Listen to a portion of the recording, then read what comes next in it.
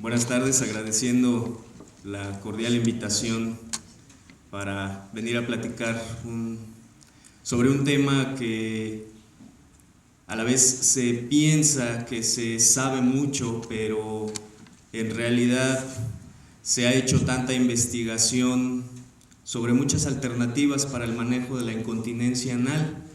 Y sabemos que cuando se buscan muchas vertientes y muchos caminos sobre un tema es porque en realidad no hemos encontrado el punto que permita ser el parteaguas para el tratamiento de esta patología. Como podemos ver, la incontinencia anal tiene muchas importancias aparte de la trascendencia médica, cuestiones de tipo social. Sí, finalmente los pacientes se acercan a nosotros con su patología, con muchas dificultades, incluso de índole personal. La prevalencia es muy alta, sin embargo, parece ser que lo tenemos subestimado precisamente porque la mayoría de los pacientes no acude a un servicio médico para su atención. Y sabemos que la causa más frecuente viene del trauma obstétrico, aunque ya veremos más adelante la etiología. Se han venido evolucionando las definiciones con las que se ha manejado esta patología. Vemos que para principios de los 70s se decía que un paciente tenía incontinencia si el control anal era inadecuado. Era una definición pues bastante falta de cuestiones más precisas. Para el 83, Kegley propone que hay que diferenciarla además de lo que es la urgencia evacuatoria y el ensuciamiento, lo que en el tecnicismo inglés describen como soiling. Y bueno, ya Jorge y Wexner, que son cirujanos colorectales que se han dedicado mucho a este tipo de patologías, obviamente la definen como la pérdida involuntaria de heces al menos 2 veces al mes. Se hizo un consenso precisamente para el manejo de esta patología en 1999 y se definió como la pérdida involuntaria y recurrente de heces al menos durante un mes en un individuo mayor de 4 años. Y finalmente sabemos que existen varios factores que tenemos que conocer que participan en una continencia normal y que obviamente al alterarse uno o varios de estos viene el problema de la incontinencia. Están inmiscuidos las funciones mentales, el volumen y consistencia de las heces, el tiempo y el tránsito colónico, la distensibilidad rectal, que también la literatura lo refiere como el compliance, la integridad y función esfinteriana, que evidentemente tiene un papel fundamental, la sensación anorrectal y la presencia de los reflejos anorrectales, que son varios y que bueno, en este momento no compete a la plática. En el 2004 el Colegio Americano de Gastroenterología definió 3 tipos de incontinencia: una incontinencia pasiva, una incontinencia de urgencia y escurrimiento. Como podemos ver, la incontinencia pasiva se define como la pérdida involuntaria o inconsciente sin alteración a nivel de funciones mentales y aparentemente con o sin disfunción del complejo esfinteriano. La incontinencia de urgencia, que es la incapacidad de controlar la evacuación a pesar de mantener un intento activo para retener el contenido rectal. Y los escurrimientos o ensuciamiento, que es escape de materia fecal que ocurre después de la evacuación con continencia y evacuación normal. Que esos son definiciones muy importantes para tener en cuenta al momento de llegar al diagnóstico con nuestros pacientes. En el 2005 estos médicos describen o clasifican a la incontinencia en una incontinencia completa cuando hay pérdida de control tanto a material líquido, sólido y gas, y que generalmente implica un daño anatómico importante. Y una incontinencia parcial en la que generalmente hay un buen control a sólidos y el escape es sobre todo de heces líquidas y de gases. Existen también varias clasificaciones, además esta propuesta por Parks, que la clasifica en 4 grupos. El tipo 1 pues es una continencia normal, el tipo 2 generalmente es sobre todo incontinencia a gases, el tipo 3 es incontinencia a líquidos y gases, o el tipo C, y el tipo D o 4 es una incontinencia completa a gases, líquidos y sólidos. Sin embargo, en la práctica que nosotros llevamos a cabo en el Servicio de Coloproctología del Hospital General de México, esta es la escala que nosotros manejamos al evaluar a nuestros pacientes con incontinencia.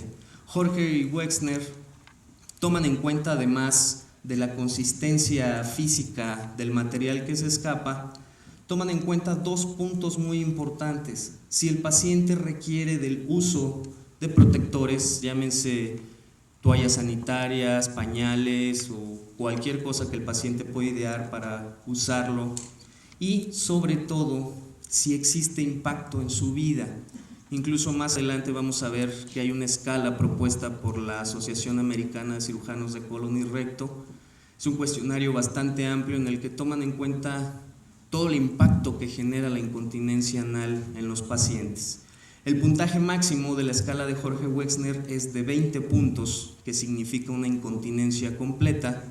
Evidentemente el puntaje mínimo es de 0 y se va dando este puntaje de acuerdo a los episodios que presentan de fuga tanto a sólidos, líquidos o gases, de acuerdo a esta frecuencia en la que nunca pues es 0. Cuando describen que rara vez tienen un episodio es que es por lo menos alguna vez al mes, no frecuentemente. Cuando describen como algunas veces es cuando es generalmente más de una vez al mes, pero menos de una vez por semana.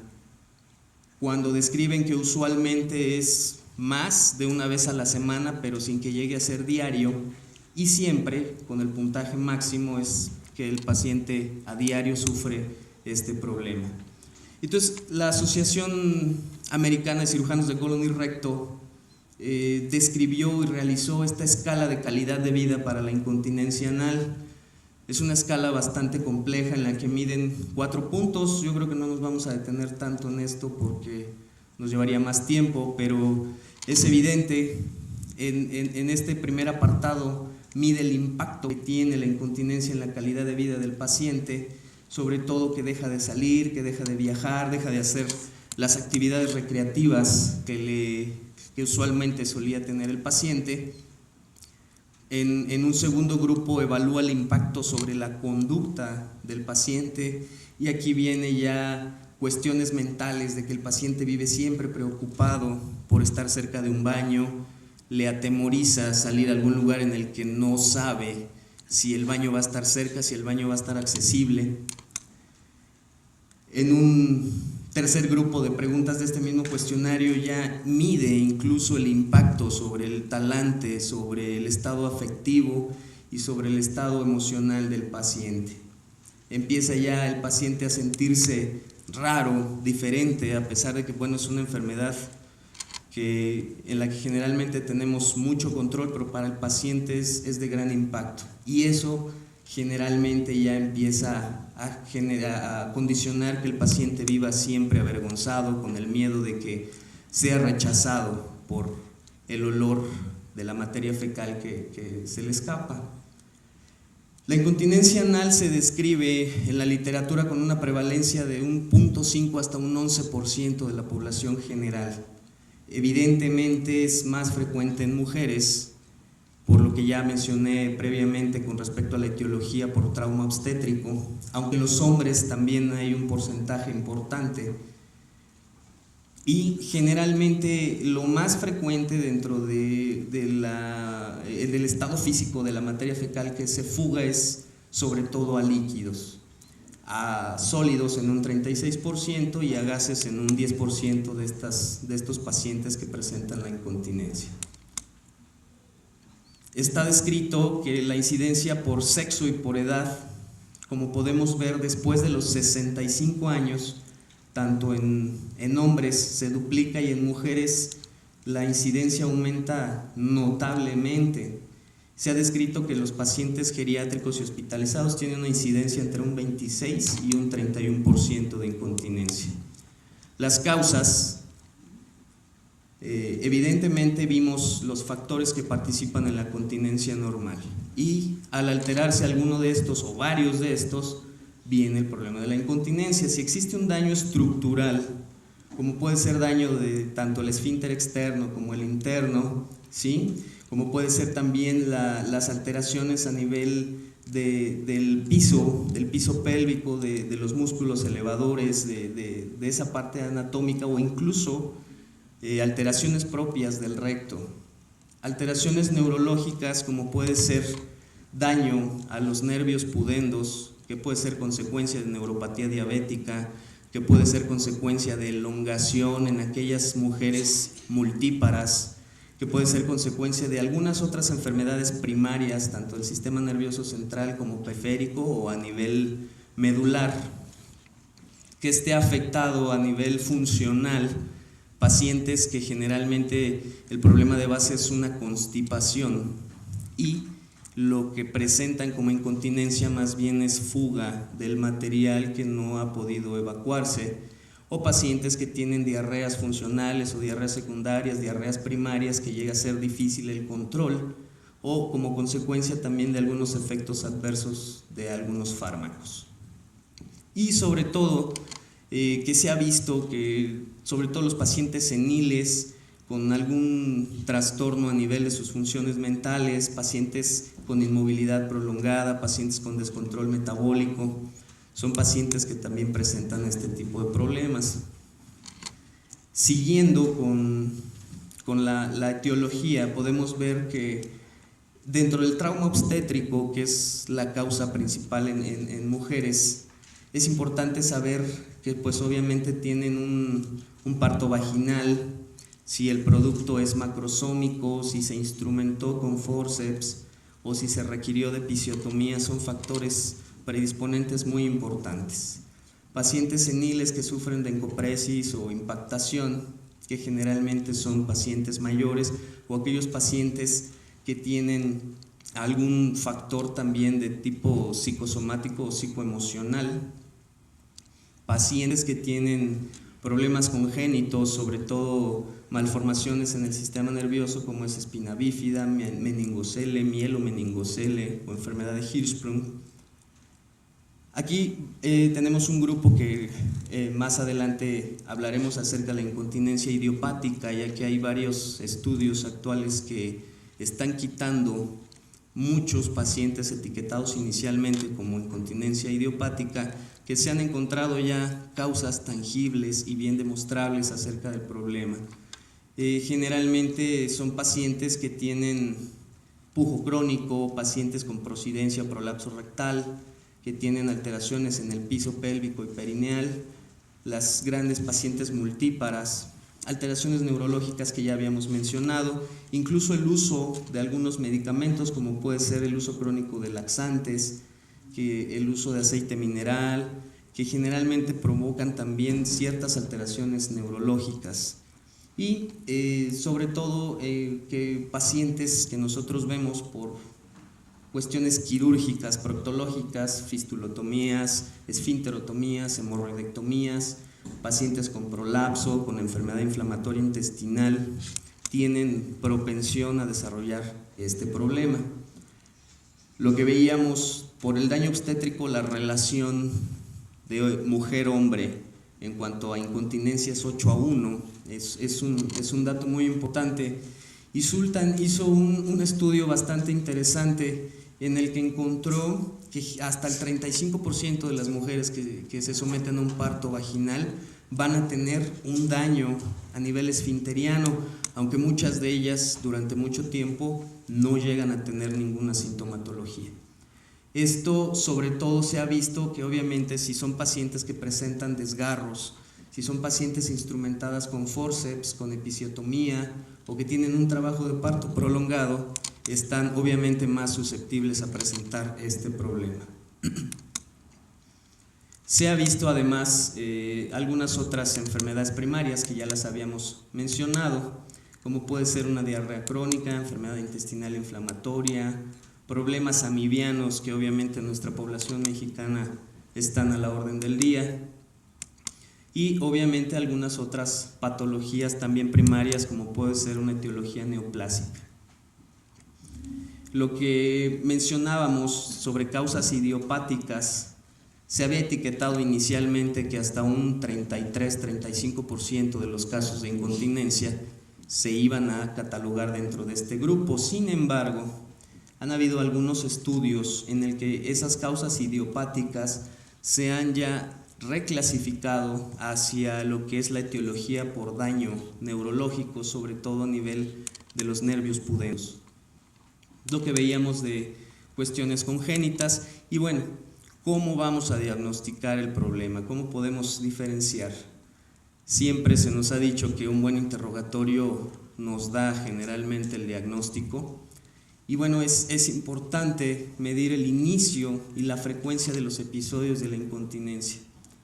La naturaleza de la misma, obviamente vamos a hacer una clasificación de Jorge Wexner, por ejemplo, para saber si es a gases, a líquidos, a sólidos, ver el impacto en su calidad de vida, saber los hábitos intestinales del paciente, con qué frecuencia, con qué aspecto. Nosotros manejamos una escala de Bristol para saber lo que es la forma y consistencia de las heces y en base a ello también determinar si esto es un factor de importancia para que el paciente presente esta incontinencia, sobre todo antecedentes obstétricos en mujeres o antecedentes quirúrgicos anorrectales o antecedentes médicos, ¿sí?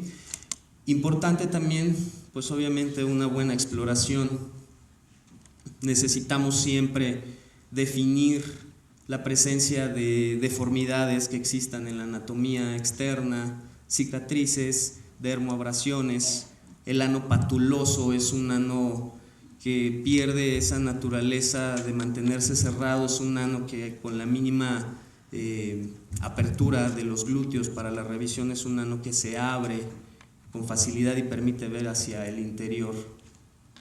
Definir también la calidad del piso pélvico y perineal y sobre todo también si se sospecha en especial, por ejemplo, de enfermedad de Hirschsprung, por definición hay ciertas alteraciones también en los reflejos anorrectales. Y finalmente, obviamente nos auxiliamos siempre de estudios paraclínicos, algunos de ellos son bastante importantes para poder lograr un diagnóstico más completo y entonces tenemos realización de una colonoscopia o rectosigmoidoscopia flexible, la manometría anorrectal y el ultrasonido endoanal, que son las armas principales para el diagnóstico de esta enfermedad, y auxiliares con una resonancia magnética, defecografía y latencia terminal motora de nervios pudendos.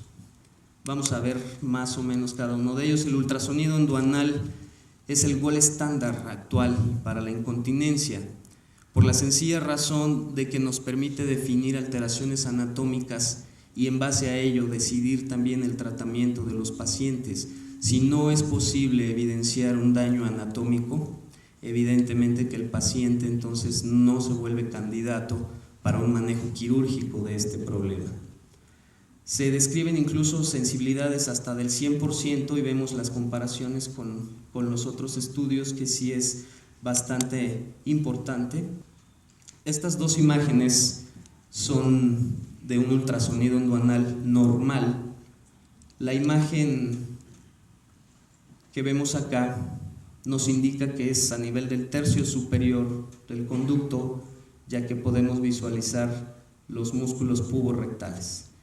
La imagen que se ve más oscura o hipoecogénica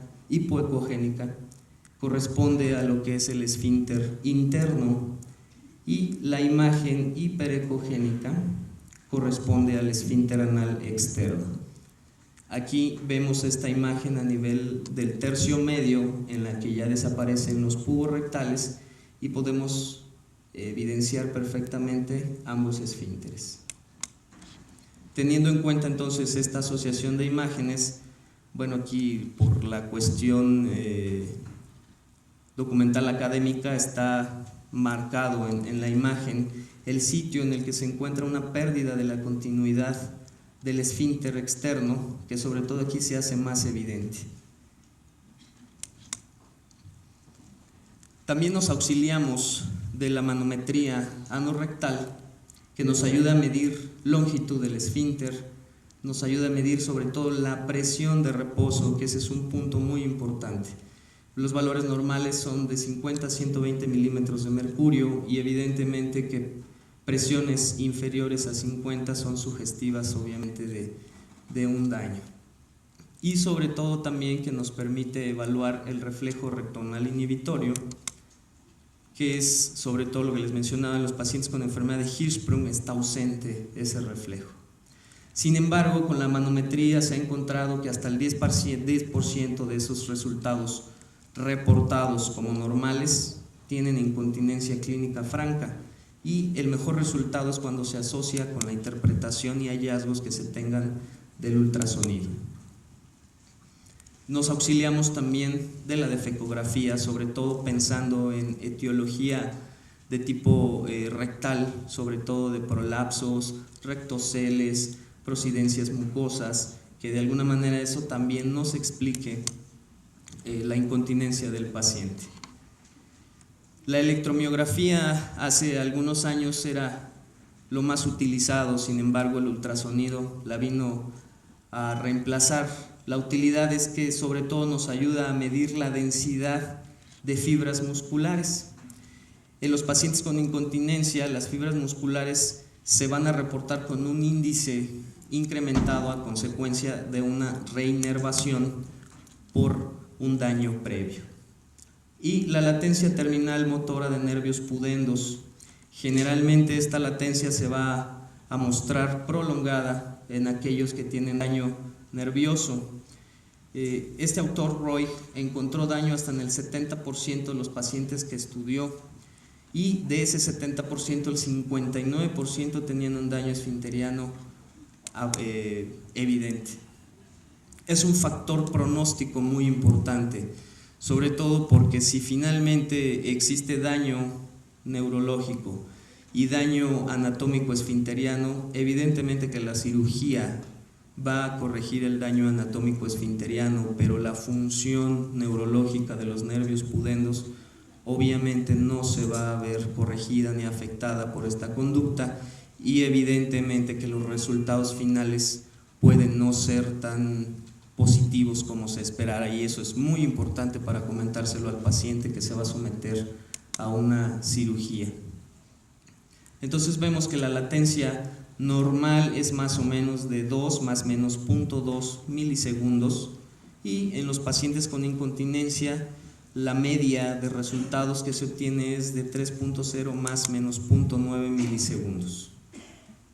El estudio de la compliance rectal, de la distensibilidad, que es la traducción más próxima que pudiéramos tener, obviamente, sobre todo en aquellos pacientes que nos llegan a la consulta refiriendo de manera importante una urgencia evacuatoria, en la que generalmente la sensibilidad rectal es la que se encuentra alterada.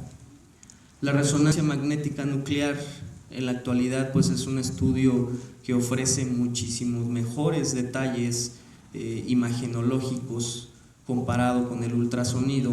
Evidentemente que hay que tomar en cuenta que el costo es notablemente elevado. Sin embargo, en aquellos casos específicos en los que se requiera una mejor visualización de la anatomía, nos va a permitir precisar con mucha exactitud también, incluso en cortes tangenciales, la anatomía del conducto anal y del recto y del mecanismo esfinteriano. ¿Cómo lo vamos a tratar? Existen pues obviamente varias conductas: un tratamiento farmacológico, una terapia de reentrenamiento que es del biofeedback, tratamiento con radiofrecuencia. Derivado este tratamiento inicialmente se manejaba en aquellos pacientes con enfermedad por reflujo y se daban estas ondas de radiofrecuencia a nivel del del esfínter esofágico inferior, encontrándose buenos resultados, entonces también se traspolaron hacia la incontinencia, encontrando también algunos resultados prometedores. Inyecciones locales, incluso tapones anales, como manejo conservador. Siempre tendremos que modificar los hábitos dietéticos del paciente, promover ejercicios musculares, que más adelante lo vamos a ver en específico en una imagen, medicamentos formadores de bolo fecal, sobre todo del tipo del psyllium, sobre todo de medicamentos que ayuden a mejorar la consistencia de las heces cuando incluso el paciente tiene problemas de heces más líquidas. El manejo con antidiarreicos, si hubiese un comportamiento francamente diarreico. Se ha visto que la loperamida mejora la compliance rectal, la distensibilidad rectal, aumenta la presión anal en reposo, y en muchos pacientes con incontinencia se han visto buenos resultados. Manejos con la amitriptilina a 20 miligramos cada 24 horas por 4 semanas, demostró Santoro en su estudio que los pacientes inicialmente tenían un score de Jorge Wexner de 16 puntos y tras el uso de la amitriptilina el 89% refirió una mejoría a un score de 3 puntos, siendo entonces resultados bastante aceptables. Este medicamento también disminuye la amplitud y la frecuencia de los complejos motores rectales y aumenta el tiempo de tránsito colónico, permitiendo al paciente un mejor control. Entonces, veíamos sobre el manejo médico inicial, una terapia conductual. Hay que reeducar al paciente nuevamente a que tenga un consumo rico en fibra y abundantes líquidos, que aprenda a tener horarios para la defecación, incluso aprovechar, si tiene evidente un reflejo gastrocólico, aprovecharlo. Pacientes que a lo mejor se pueden beneficiar con el uso a dosis horario de enemas que vacíen el recto y le permitan salir o viajar sin el temor de que pueda tener en algún momento algún problema de la incontinencia. Incluso ayudar también a mejorar el tránsito colónico y los ejercicios que son bastante importantes en aquellos que tienen también un mecanismo esfinteriano alterado. Estos ejercicios se realizan en tiempos repetidos de contracciones rápidas que generalmente pueden hacer hasta 10 o 15, 16 tiempos de hacer contracciones a nivel anal, mantener 5 a 10 segundos de reposo y posteriormente tener una contracción larga de hasta 10 o 12 segundos. Estas series se inician generalmente 2 a 3 veces al día y lo ideal es realizar hasta 400 contracciones diarias. Se ven buenos resultados con este tratamiento. Dentro del tratamiento farmacológico, bueno, ya vimos la fibra, los enemas, el manejo con antidiarreicos y el tratamiento prometedor que ha sido foco de muchos estudios en la literatura es el uso del biofeedback. Esta terapia de retroalimentación mejora la fuerza del esfínter anal, mejora la coordinación entre los músculos pélvicos y el esfínter y mejora la percepción anorrectal. El paciente es reeducado inicialmente recibiendo estímulos visuales, se conectan unos electrodos a nivel del mecanismo esfinteriano y se estimula con algunas ondas a baja frecuencia y el paciente visualiza en un monitor el momento en el que se están dando esos estímulos, de tal manera que se van reduciendo los estímulos visuales y el paciente aprende a sentir exclusivamente mediante su sensibilidad cuando tiene ese estímulo, y entonces el paciente aprende nuevamente a coordinar la defecación. Sin embargo, en la última revisión que se hace en la literatura con el Cochrane, el reporte final es que aún no existen estudios metodológicamente válidos y suficientes como para poder establecer el beneficio real de esta terapia, aunque la mayoría de la bibliografía refiere que hasta el 85% de los pacientes que se someten a este manejo presentan un cambio importante. Obviamente hay que considerar el equipo. Inicialmente las sesiones son tardadas, generalmente el paciente está de 4 a 8 semanas en esta terapia y sobre todo se ha visto el beneficio en aquellos pacientes con alteraciones de tipo neurológico. Existe un procedimiento de SECA que consiste en la aplicación de energía por radiofrecuencia, que es lo que les decía que inicialmente se manejaba a nivel del esfínter esofágico inferior para la enfermedad por reflujo. Se aplica en temperaturas de 85 grados durante minuto y medio y genera lesión térmica. Esta lesión térmica se traduce en retracción y fibrosis y de esa manera altera la anatomía del mecanismo esfinteriano y mejora la continencia. Inicialmente Shafik describió en la década de los 80s la inyección de grasa autóloga a nivel de la anatomía esfinteriana, sobre todo si se evidenciaba un sitio con mayor desgaste o una lesión anatómica franca, y ya diversos autores ocuparon diversos materiales, como puede ser el colágeno, como pueden ser siliconas, como pueden ser esferas de carbono, y en ese tratamiento se describe un éxito de aproximadamente el 65%. Uso de tapones anales, como podemos ver estos ejemplos que son material de poliuretano y alcohol de polivinilo, puede usarse de manera continua hasta por 12 horas. La eficacia está pues demostrada, aunque el éxito descrito por los pacientes es de un 45% nada más, sobre todo por la incomodidad. Es fácil de manejar pero difícil de tolerar. Y pasando a lo que es el tratamiento quirúrgico, no nos vamos a detener mucho en la técnica, vamos a describir lo que se está haciendo. Lo que más se realiza es obviamente una esfinteroplastía por superposición con o sin levarotoplastía, es decir, manejo también para aplicar lo que son los músculos elevadores del ano. El éxito en pacientes con indicaciones adecuadas para el manejo quirúrgico, que evidentemente son aquellos con una lesión anatómica objetivamente demostrable, es hasta de un 85%. Está contraindicado en pacientes que tengan lesiones del esfínter externo mayores a 180 grados de la circunferencia, en aquellos en los que se tiene bien demostrada una neuropatía de pudendos. Recuerden que es lo que les decía, el esfínter anatómicamente va a quedar reparado, pero la función nerviosa no, y obviamente el paciente va a continuar con incontinencia. Existe también la técnica de Parks, en la que se hace una plastía, pero a nivel posterior, tenga o no tenga daño anatómico demostrable el paciente. Parks publicó esta técnica, pero vemos que el éxito es de un 26%, prácticamente en desuso esta técnica.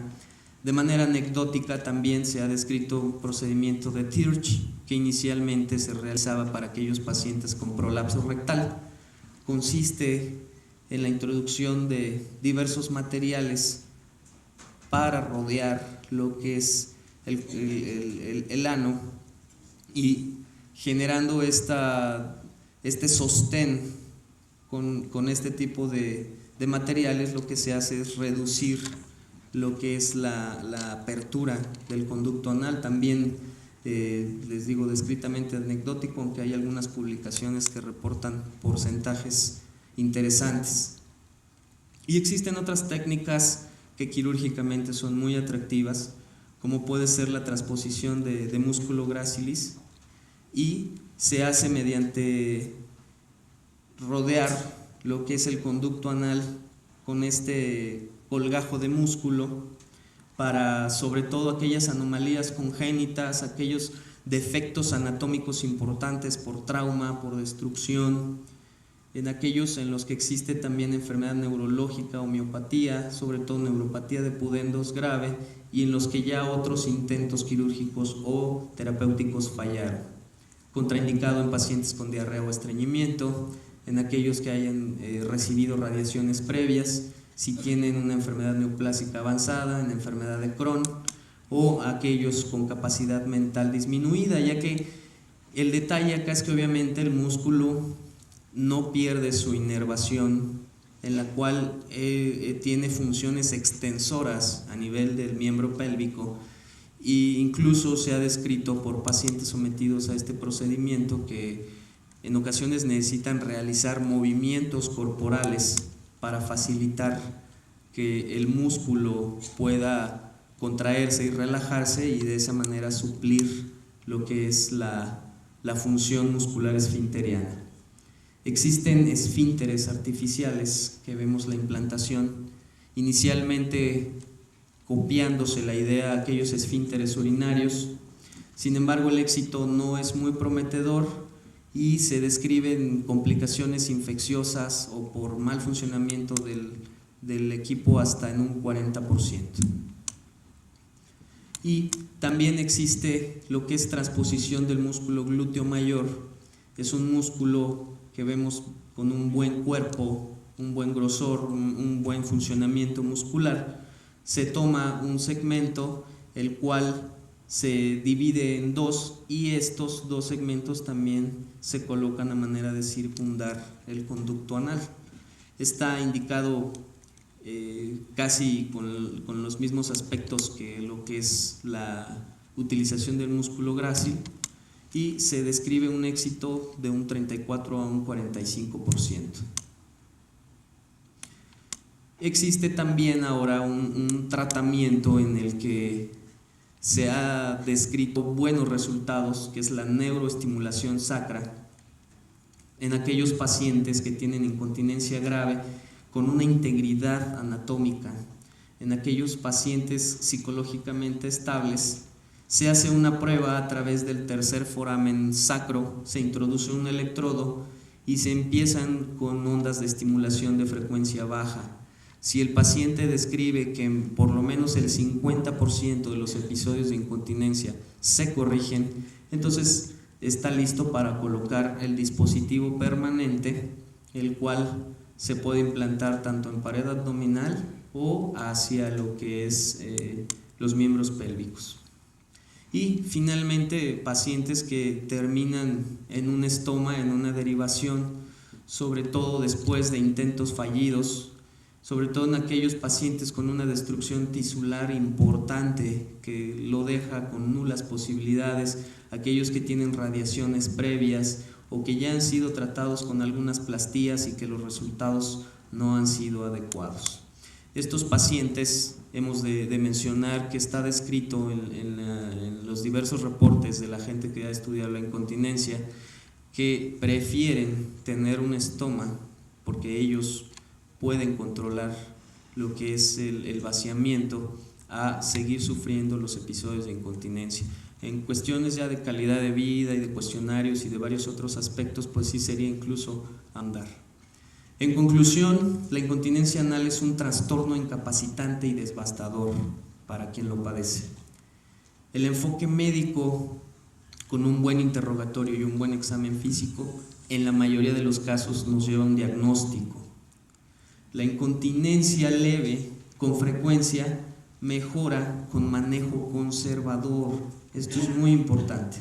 La incontinencia grave que no responde al tratamiento deberá derivarse al especialista para completar las pruebas fisiológicas y anatómicas que se requieran para poder concretar un diagnóstico adecuado.